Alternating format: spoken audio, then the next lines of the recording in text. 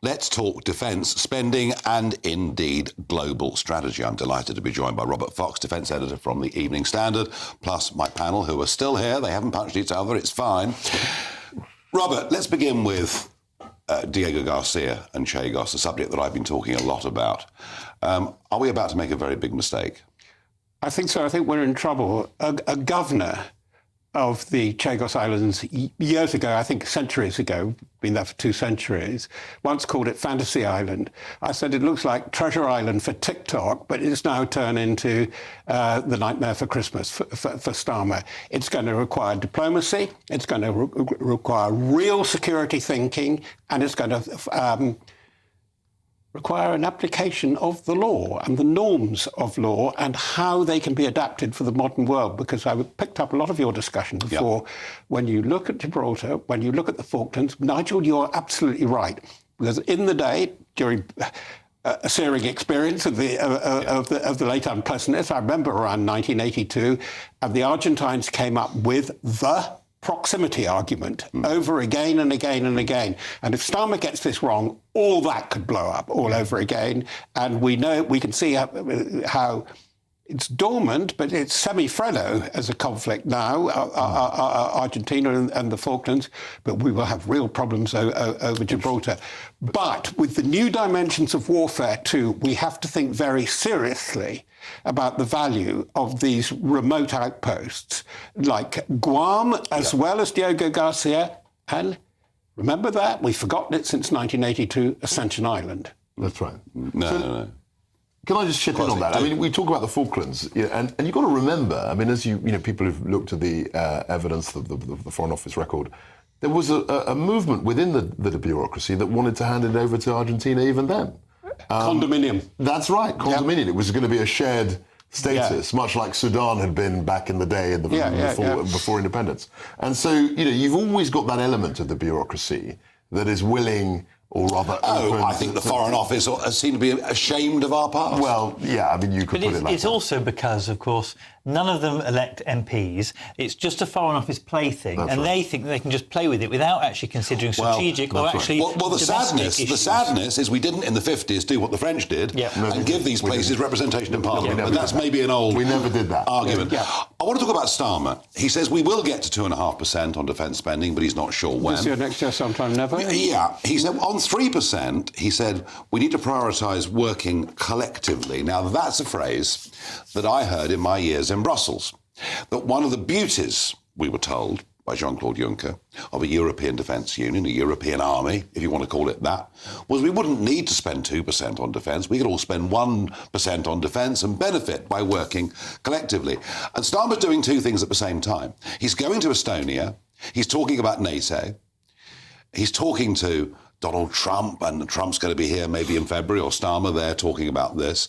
But at the same time, in the last week, he's made it very, very clear he wants us to be much closer to the European Defence Union. It seems to me, Robert, to begin, it's quite difficult to do NATO and the European Defence Union. There's a potential conflict. Where is Starmer really on defence? Well, I don't know, and that's what worries me, because they seem to be all over the place. Because I will go further up the line. The great thing, the 17 big reports and inquiries was the SDR, which was to shape modern forces for modern contingencies, for modern times, and above all, security and resilience at home. Rachel from Accounts has got hold of it, and they have been told, I'm getting this from people involved in the inquiry, no, you've got no money, you may even have less money, is the implication to some of them. So it's a cost-cutting exercise. I think that the 3 principals in the SDR are not very pleased about that, because that was not the original remit. Let's start from that. Go on to your very good question about Tallinn and what Starmer said. The European Union, before it was the European Union, attempted defence. Do you remember the Western European Union, the WEU, which was really a feeble offspring? And as long as you had a Cold War and serious confrontation, and don't we still have that? We have it in a very different form now. NATO had to take the lead. NATO will have to take the lead anyway. And somebody must be telling Starmer that you've got to set your priorities in order. NATO has operational planning to a degree that there's no possibility of getting it out of the EU. It's done in Mons. And then at the lower operational level, you have two basic hubs and traditions, one very hollowed out, but it's the Brits and the French. If you're going to have to project force, the utility of force, as our best general of the last 40 years, Rupert Smith would say in his famous book, you have got to have credible projection of power. When we're sending tanks up to the tank ranges at Castle Martin with no ammunition for their main guns or no allowance for ammunition for their main guns, as Rupert Smith said to me the other day, we haven't got a proper army. I mean, that is, Kwasi, you guys were in charge for 14 years. Historically, we've always thought, perhaps wrongly, that the Conservative Party was stronger on defence than Labour. From everything we're being told by Robert, who does know his onions, it's a shocking state of affairs. The initial problem we had was coming in 2010, we had that huge budget deficit, and George Osborne, the then Chancellor, decided that he had to balance the books or attempt to balance the books in some way.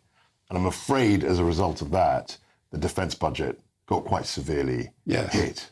I mean, and they made choices, and as it turned out, not terribly good ones. That's right. And I think that was the original problem we had, dealing with the deficit. And I think his view, privately expressed, was that there weren't many votes in defence.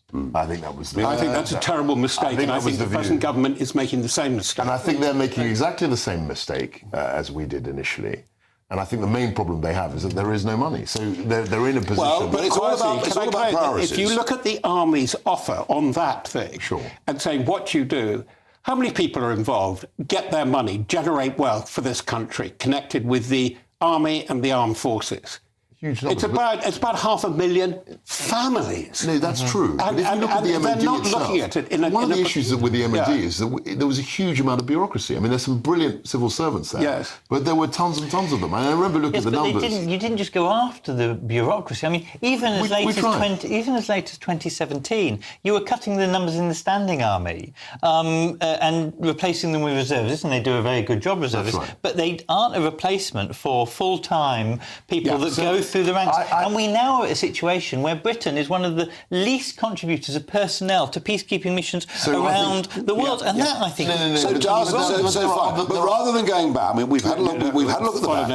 We've had a look back, and that's absolutely right. Yeah. But I mean, I very much take the view, and I think Robert agrees with me, we really don't know where Starmer actually stands on this. That's true. It's very they're not setting, despite what they said in the campaign and the manifesto, they're not setting defence.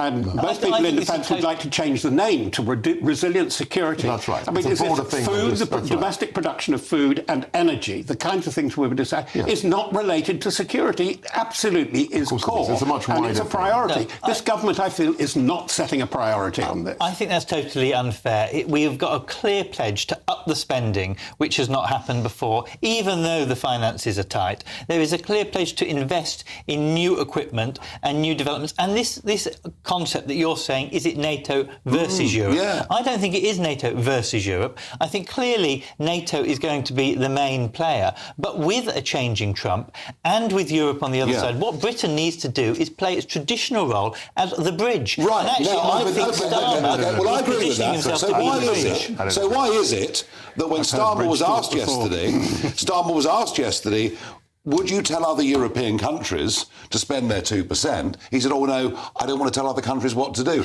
Surely that is our role. We are the bridge. We need to be the voice saying to Europe, pay up. It's not just about the money, it's about the commitment. Please. No, the meeting at Tallinn, this is where I disagree with you, was about the JEF. The Joint Expeditionary Force. Does it fit within NATO or work with NATO? As conceived, it was supposed to be an adjunct for a very discrete need on the Northern Arc. I could go blah, blah, blah with jargon and militaro-babble. Sure. What those 9 nations were looking for was for leadership and put your money where your mouth is from Britain. And that's why they are fed up with Starmer's. He's a lawyer. He's a lawyer. It's lawyer babble to his fingers. I agree with you. He could have taken a lead yesterday. He chose not to. Forgive me, let me just say this. What Robert said was absolutely true earlier. Essentially, the European powers that exist in defence, in this space, are Britain and France. You know, let's not beat about the bush.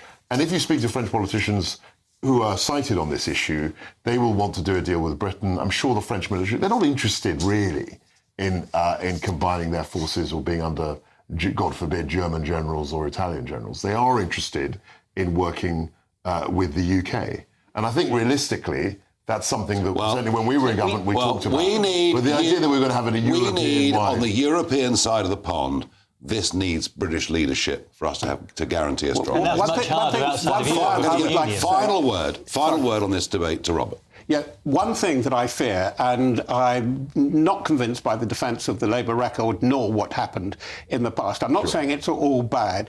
There has got to be a clear sense of direction. By mid-February, whatever the state of the Strategic Defence Review is in, because we're going to have a new presidency, Europe is going to be asked, it's bound to be asked to do a lot more by the Trump administration, even for practical reasons. Whoever was there was going to ask for this. They've asked for notional sums of, can you up your general spending to 5%? And they're saying, we're going to take 3.5%. What the Starmer administration has to understand is that this is serious, this is real. It's not a luxury, it's an obligation, but also for the security of the nation which they're supposed to represent, it is vital. Robert Fox, as ever, thank you very much indeed. Wake up and smell the coffee, everybody. In 32 days, Trump becomes the US president.